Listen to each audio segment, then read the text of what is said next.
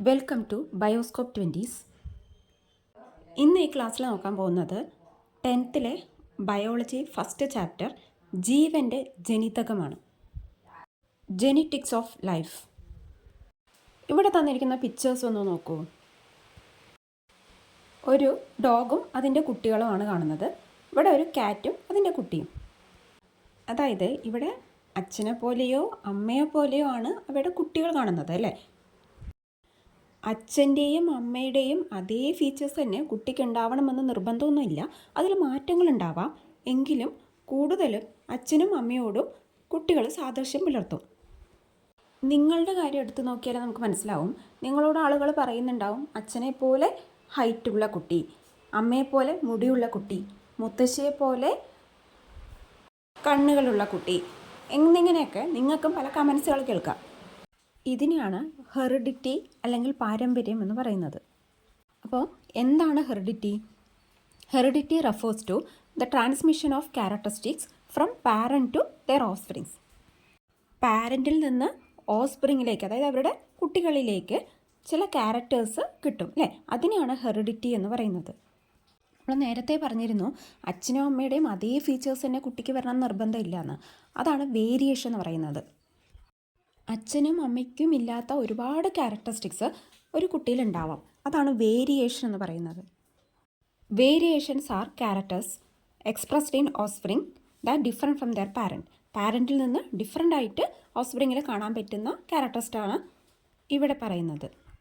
ഇതിന് കാരണം, ഈ ഹെറിഡിറ്റിക്കും വേരിയേഷനും ഒക്കെ കാരണം ജീൻസ് ആണ്.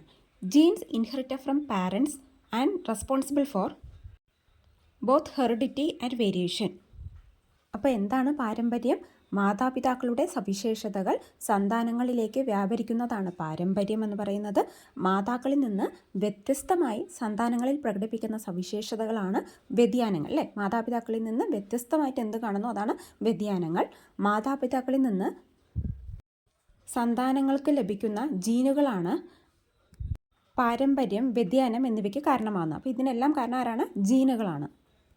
ജീൻസ്, ഹെറിഡിറ്റി അല്ലെങ്കിൽ പാരമ്പര്യം, വേരിയേഷൻ അല്ലെങ്കിൽ വ്യതിയാനം, ഇതിനെക്കുറിച്ച് പഠിക്കുന്ന ഒരു ബ്രാഞ്ച് ഓഫ് സയൻസാണ് ജെനറ്റിക്സ് എന്ന് പറയുന്നത്. അല്ലെങ്കിൽ ജനിതക ശാസ്ത്രം എന്ന് പറയുന്ന ഒരു സയൻസിൻ്റെ ബ്രാഞ്ചാണ് ഈ ജെനറ്റിക്കലി ഉള്ള എല്ലാ കാര്യങ്ങളെക്കുറിച്ചും പഠിക്കുന്നത്.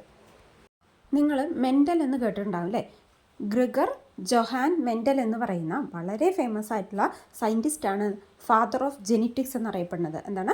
ജനിതക ശാസ്ത്രത്തിൻ്റെ പിതാവ്. നമ്മൾ ഇതിനെക്കുറിച്ച് ആദ്യമായിട്ട് പഠിക്കുകയും ഗവേഷണം ചെയ്യുകയും ഒക്കെ ചെയ്തത് മെൻഡലാണ്. അതുകൊണ്ട് തന്നെ അദ്ദേഹത്തെ അറിയപ്പെടുന്നത് ഫാദർ ഓഫ് ജെനറ്റിക്സ് അല്ലെങ്കിൽ ജനിതക ശാസ്ത്രത്തിൻ്റെ പിതാവ് എന്നാണ് അറിയപ്പെടുന്നത്. ഈ ഗ്രിഗർ ജൊഹാൻ മെൻഡൽ എക്സ്പെരിമെൻ്റ് നടത്തിയാണ് ഈ ജെനറ്റിക്സിനെ കുറിച്ച് ആദ്യമായിട്ട് കണ്ടെത്തിയതെന്ന് പറഞ്ഞല്ലോ. അദ്ദേഹം എക്സ്പെരിമെൻ്റ് നടത്തിയത് ഏത് പ്ലാന്റിലാണ്? തോട്ടപ്പയറ ചെടി എന്നറിയപ്പെടും, അല്ലെങ്കിൽ പൈസം സറ്റൈവം. ഇതിൽ ഹൈബ്രിഡൈസേഷൻ എക്സ്പെരിമെൻ്റാണ് അദ്ദേഹം ചെയ്തത്, അതായത് വർഗസങ്കരണ പരീക്ഷണങ്ങൾ. ഇദ്ദേഹമാണ് Gregor Johann Mendel, father of genetics. അദ്ദേഹത്തെക്കുറിച്ച് കൂടുതലായിട്ട് മനസ്സിലാക്കാം. Gregor Johann Mendel was born on 20 July 1822 at Hyesyns, a small village of northern Moravia, which is now known as Czech Republic. ഇതിൽ നിങ്ങൾ ഇമ്പോർട്ടൻ്റ് ആയിട്ടുള്ള കാര്യങ്ങൾ മാത്രം നോക്കി വെച്ചാൽ മതി. പറയുന്നത് ഇത്രയേ ഉള്ളൂ. മെൻഡൽ ജനിച്ചത് 20 July 1822, 1822 ജൂലൈ 20 ചെക്ക് റിപ്പബ്ലിക് എന്നറിയപ്പെടുന്ന വടക്കൻ മൊറീവിയയിലെ ഒരു ചെറിയ ഗ്രാമമായ ഹൈൻസിസിലാണ് ഇദ്ദേഹം ജനിച്ചത്. മെൻഡൽ യഥാർത്ഥത്തിൽ ഒരു പുരോഹിതനാണ്, പ്രീസ്റ്റാണ്.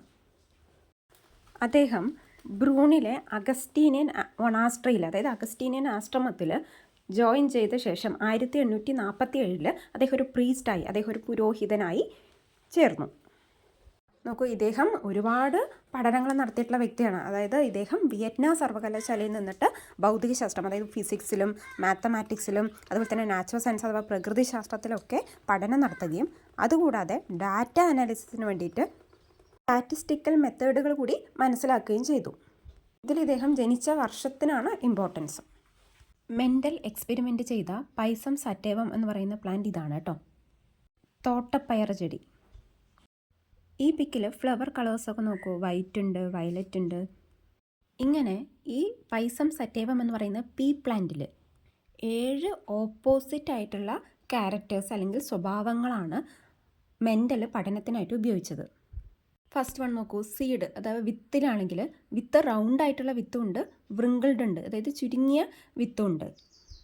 വിത്തിൻ്റെ തന്നെ 2 ക്യാരക്ടേഴ്സ് ആയില്ലേ അത്. അതുപോലെ ഫ്ലവർ കളർ എടുത്ത് നോക്കിക്കഴിഞ്ഞാൽ, പൂവിൻ്റെ നിറം നോക്കിക്കഴിഞ്ഞാൽ വൈറ്റും ഉണ്ട്, വയലറ്റും ഉണ്ട്, 2 ക്യാരക്ടറായി. ഇനി സ്റ്റെമ്മിൻ്റെ കേസ് നോക്കൂ, അതിൽ ടോളായിട്ടുള്ള പ്ലാന്റും ഉണ്ട്, ഉയരം കൂടിയതും ഉണ്ട്, ഷോർട്ടും ഉണ്ട്, ഉയരം കുറഞ്ഞതുമുണ്ട്. ഇങ്ങനെ ഈ 7 ക്യാരക്ടേഴ്സാണ് അദ്ദേഹം, ഈ സ്വഭാവങ്ങളാണ് അദ്ദേഹം പരീക്ഷണത്തിനായിട്ട് എടുത്തത്. നോക്കാം.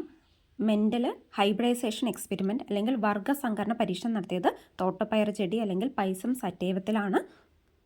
അദ്ദേഹം ഫോക്കസ് ചെയ്തത് 7 സ്പെസിഫിക് ക്യാരക്ടേഴ്സാണ്. കളർ, ഫ്ലവറിൻ്റെ കളറ്, അതുപോലെ തന്നെ ഷേപ്പ് ഓഫ് സീഡ്സ്, അങ്ങനെ 7 ക്യാരക്ടേഴ്സാണ് അദ്ദേഹം ഫോക്കസ് ചെയ്തത്. പിന്നെ വർഗ്ഗസങ്കരണ പരീക്ഷണങ്ങളിലൂടെ അദ്ദേഹത്തിന് ഒരു കാര്യം മനസ്സിലായി, ഓരോ സ്വഭാവവും നിയന്ത്രിക്കുന്നത് ഒരു ജോഡി ഘടകങ്ങളാണ്, അല്ലെങ്കിൽ എ പെയർ ഓഫ് ഫാക്ടേഴ്സാണ്. മനസ്സിലാവുന്നുണ്ടോ? അതായത് ഇപ്പോൾ ഉയരം എന്ന് പറയുന്ന ഒരു ഫാക്ടർ, ഹൈറ്റ് എന്ന് പറയുന്നത്, അത് ഹൈറ്റ് കൂടുതലുണ്ട്, കുറവുണ്ട് അല്ലേ. അങ്ങനെ ഒരു സ്വഭാവത്തെ നിയന്ത്രിക്കുന്നത് പെയർ ഓഫ് ഫാക്ടേഴ്സാണ്. അതായത് ഒരു 2 ഫാക്ടേഴ്സ് ചേർന്നിട്ടാണ് ഒരു ക്യാരക്ടറിനെ നിയന്ത്രിക്കുന്നതെന്നാണ് അദ്ദേഹം കണ്ടെത്തിയത്. അദ്ദേഹം അതിന് കുറച്ച് സിമ്പലുകളും യൂസ് ചെയ്തു. അതൊരു കുറച്ച് ഡീറ്റെയിൽ ആയിട്ട് നമുക്ക് പഠിക്കാം. ഇത്രയും മനസ്സിലാക്കാം. ഈ ഫാക്ടർ എന്നാണ് അദ്ദേഹം അന്ന് പറഞ്ഞിരുന്നത്. അത് ഇപ്പോൾ ജീനാണെന്ന് പിന്നീട് അങ്ങോട്ട് കണ്ടുപിടിക്കുക ചെയ്ത്. അന്ന് ജീൻ എന്താണെന്ന് അറിയില്ലായിരുന്നു. അദ്ദേഹത്തിൻ്റെ ഈ എക്സ്പെരിമെൻറ്റിൽ നിന്ന് അദ്ദേഹം ഒരു നിയമം ഉണ്ടാക്കുകയാണ്, ലോ ഓഫ് ഇൻഹെറിറ്റൻസ് അല്ലെങ്കിൽ പാരമ്പര്യ പ്രേഷണ നിയമങ്ങൾ. മനസ്സിലായല്ലോ? നിയമങ്ങളാണ് ലോ ഓഫ് ഇൻഹെറിറ്റൻസ് അല്ലെങ്കിൽ പാരമ്പര്യ പ്രേഷണ നിയമങ്ങൾ. 1865 അദ്ദേഹത്തിൻ്റെ ഫൈൻഡിങ്സ് നാച്ചുറൽ ഹിസ്റ്ററി സൊസൈറ്റി, ബ്രൂണിലെ നാച്ചുറൽ ഹിസ്റ്ററി സൊസൈറ്റിയിൽ അദ്ദേഹം പ്രസൻറ്റ് ചെയ്തു. എന്നിട്ട് അദ്ദേഹം എക്സ്പെരിമെൻറ്റ്സ് ഓൺ പ്ലാന്റ് ഹൈബ്രിഡൈസേഷൻ എന്ന പേരിൽ അദ്ദേഹത്തിൻ്റെ കണ്ടെത്തലുകൾ പബ്ലിഷ് ചെയ്യുകയും ചെയ്തു. ആ കാലത്ത് മെൻ്റലിൻ്റെ കണ്ടെത്തലുകൾ ആരും അക്സെപ്റ്റ് ചെയ്തില്ല, എല്ലാവരും അത് ഇഗ്നോർ ചെയ്യുക ചെയ്തത്. അങ്ങനെ 1884 ഗ്രിഗർ മെൻ്റൽ മരിച്ചു. മനസ്സിലായല്ലോ? നാച്ചുറൽ ഹിസ്റ്ററി സൊസൈറ്റിയിൽ അദ്ദേഹത്തിൻ്റെ കണ്ടെത്തലുകൾ അവതരിപ്പിച്ചു. അദ്ദേഹം സസ്യസങ്കരണങ്ങളെ കുറിച്ചുള്ള പരീക്ഷണങ്ങൾ എന്ന പേരിൽ പ്രബന്ധവും പ്രസിദ്ധീകരിച്ചു. എങ്കിൽ പോലും മെൻ്റലിൻ്റെ കണ്ടെത്തലുകൾ ശാസ്ത്ര സമൂഹം അംഗീകരിച്ചില്ല. അങ്ങനെ 1884 അദ്ദേഹം മരിച്ചു. പിന്നീട് അദ്ദേഹത്തിൻ്റെ മരണത്തിന് 16 വർഷങ്ങൾക്ക് ശേഷം വീണ്ടും കുറച്ച് സസ്യശാസ്ത്രജ്ഞന്മാർ ഇതിൽ പരീക്ഷണങ്ങൾ നടത്തി. ആരൊക്കെയാണ് അവർ? Hugo de Vries, Carl Correns, Erich von Tschermak. മനസ്സിലായല്ലോ? അപ്പോൾ ഇവർ വീണ്ടും മെൻ്റൽ നടത്തിയ അതേ പരീക്ഷണങ്ങൾ അല്ലെങ്കിൽ അതിലുള്ള പരീക്ഷണങ്ങൾ വീണ്ടും നടത്തി നോക്കിയപ്പോൾ അവർക്ക് കാര്യം മനസ്സിലായി. എന്താണ്? മെൻ്റൽ പറഞ്ഞ കാര്യങ്ങൾ ശരിയായിരുന്നു എന്ന് പിന്നീടാണ് മനസ്സിലാക്കിയത്. കൂടാതെ ഈ ശാസ്ത്രജ്ഞന്മാരുടെ കണ്ടെത്തലുകൾ കൂടിയായപ്പോൾ ജനിതകശാസ്ത്രം ഒരു വലിയ ബ്രാഞ്ചായിട്ട് വളരുക ചെയ്ത്. പക്ഷെ അതിൻ്റെ ബേസിക് ആയിട്ടുള്ള കാര്യങ്ങൾ ഏറ്റവും ആദ്യം അതിനെക്കുറിച്ച് പഠിച്ചതും പറഞ്ഞതും ഗ്രിഗർ മെൻ്റലാണ്. അതുകൊണ്ടാണ് മെൻ്റൽ ജനിതകശാസ്ത്രത്തിൻ്റെ പിതാവായിട്ട് അറിയപ്പെടുന്നത്. ഏതൊക്കെ ബൊട്ടാണിസ്റ്റുകളാണ് എക്സ്പെരിമെൻറ്റ് ചെയ്തത്? Hugo de Vries, Carl Correns, Erich von Tschermak. ഇവരാണ് മെൻ്റലിൻ്റെ റിസർച്ചിൻ്റെ സിഗ്നിഫിക്കൻസ് കണ്ടെത്തിയത്. Mendel's findings were accepted as the foundation of science of genetics. അല്ലേ, ജെനറ്റിക്സ് എന്ന ഒരു ബ്രാഞ്ചിൻ്റെ ഫൗണ്ടേഷനായിട്ടാണ് മെൻ്റലിൻ്റെ ഫൈൻഡിങ്സ് അറിയപ്പെടുന്നത്. ഈ ക്ലാസ് നിങ്ങൾക്ക് മനസ്സിലായിട്ടുണ്ടെങ്കിൽ ഈ ചാനൽ ലൈക്ക് ചെയ്യുക, ഷെയർ ചെയ്യുക, സബ്സ്ക്രൈബ് ചെയ്യുക. Thank you.